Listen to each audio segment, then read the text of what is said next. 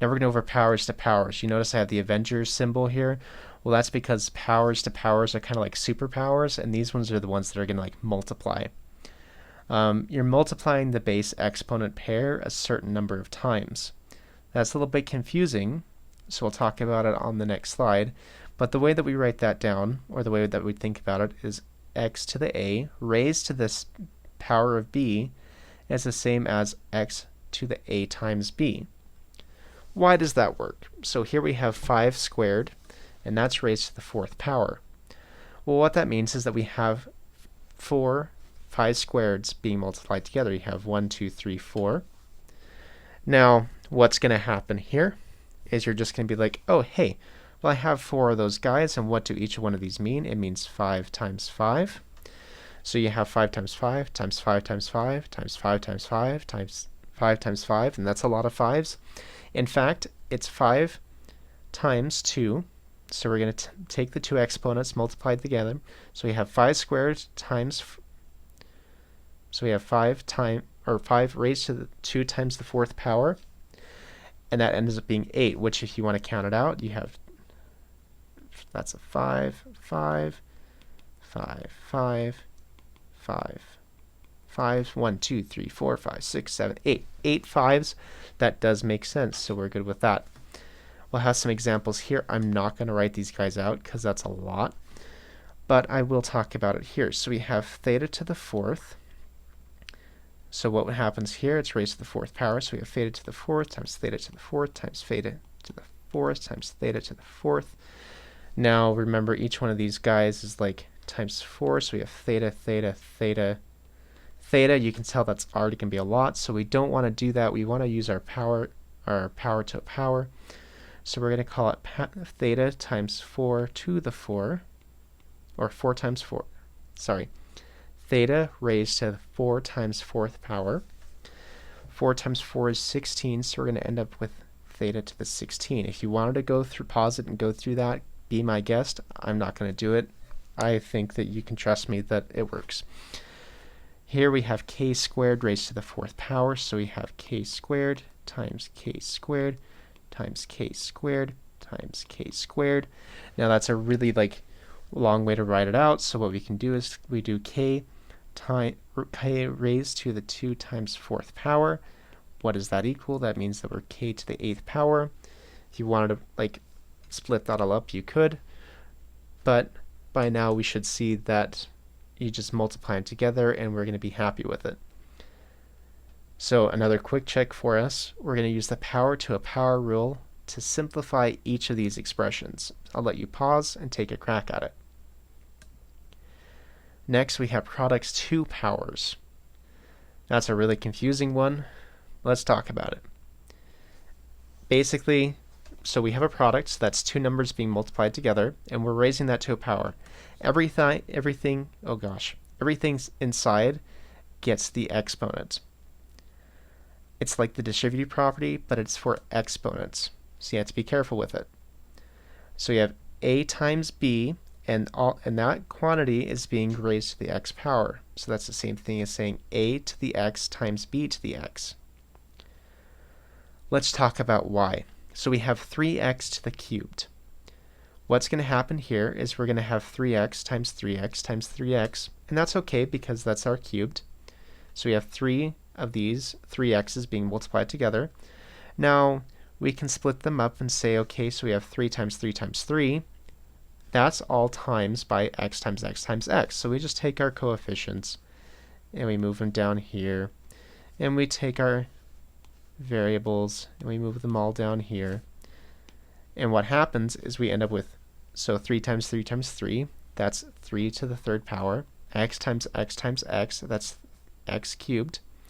So what we end up with is 3 cubed x cubed.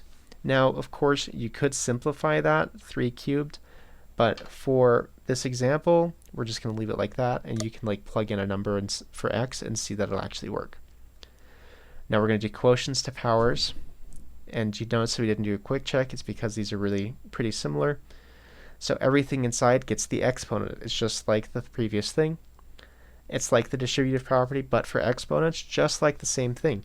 The only difference is now we're talking about quotients, or we're talking about division problems, and you can remember that division problems can be written as fractions. So we have a over b to the x, so that's a divided by b, or we can think of it as a fraction of a over b. We're raising it to the x power. What's going to happen? I didn't even write that out. It's going to be a to the x over b to the x. And remember, the base of the denominator can't be 0 just because of the fact that we can't divide by 0. Here's our y. So we have 2 thirds to the third power, which means that we have 2/3 times by itself 3 times. What's going to happen? You take 2 times 2 times 2 because you're just multiplying these fractions out. And then you're going to take 3 times 3 times 3, so you multiply across the numerators, you multiply across the denominators. What you end up with is 2 to the third and 3 to the third, or, sorry, 2 cubed and 3 cubed. You can plug that into your calculator as this, and you can plug it. So let's plug this guy into the calculator, and you plug this guy into the calculator. You'll notice that you'll get the same answer. A quick example here, we have 2y to the fourth. So what's happening is we have 2y times 2y times 2y times 2y. That's the same as saying 2 times 2 times 2 times 2 times y times y times y times y, which is the same thing as saying 2 to the fourth y to the fourth. That's a lot easier than having to go through all those steps. This is why those properties come in handy. Here we have the same thing. We have 7 times 7 over 4 times 4, which is the same thing as saying 7 squared over 4 squared. And we're happy with that because it saves us a couple of steps. Let's do a quick check. What we're going to do is take the product of a power or the quotient of a power rules to simplify each of these expressions. They shouldn't be too bad. You just have to be careful to make sure that you're distributing everything across. Some of these guys actually have power to a power rules, so you want to make sure that you're careful of that when you take a crack at it. Let's go over some special exponents really quickly. A number or variable raised to the power of 1 is itself. What we're saying is that it's being multiplied by itself one time, or in other words, it's just multiplying itself. It has nothing else to multiply by, so it ends up being itself. A non-zero number or variable to the power of 0 is 1. What we're saying here is we're saying if we have a variable or a number and there's 0 of them, that means that using the identity properties, that it's equal to 1. I have an article, I'll link it to it. It explains it really well. It'll probably be helpful.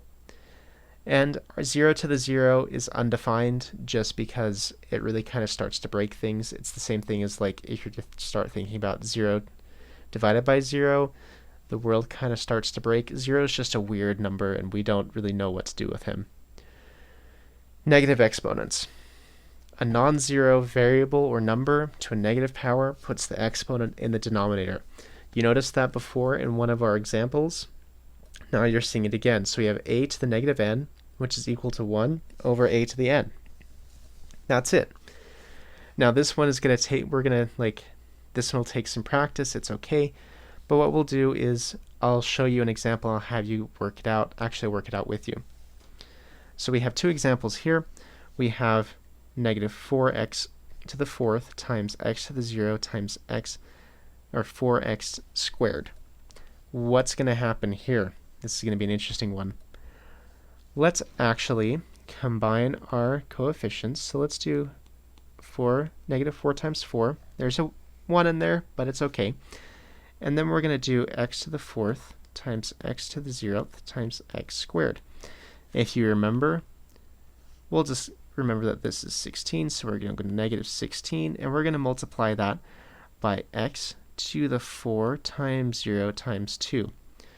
What's any number times 0? Well, that's a 0. An exponent to this, so we have negative 16x to the 0th power. Any number raised to the 0th power, well, that is going to be equal to 1. So what is our answer? We have negative 16. That's our final answer. it'll take a while to get used to it, but once you get it down, it'll make life a lot easier. Let's do these guys real quick. So we have 2 to the negative 1. So here to plug this guy into the calculator, what you would get out is 0.5. And that's conveniently the same thing as here to plug in 1 over 2, which these are the same like expressions. Right here we have 2 to the negative 2. What's going to happen there is we're going to get out 0.25 if we plug it into our calculator, which is the same thing as 1 over 2 squared, which is the same thing as, because 2 times 2 is 4, so we have 1 over 4, which will give us 0.25. We're noticing a little bit of a trend here. This guy, I'm trying to remember exactly what he'll plug out to be. I think it's 125. Well, no, that's really wrong. I don't actually know what this is going to end up to be. I'll let you guys figure that one out. But I will do this one, which is 1 over 2 to the 4th. What's going to happen here? We're going to have 1 over 2 times 2 times 2 times 2. 2 times 2 is 4, times 2 is 8, times 2 is 16. So that is 1 over 16. I'm not a carpenter, so I don't know what that number would be. It's going to guess that it's like 0.075 or so, but I don't know for sure.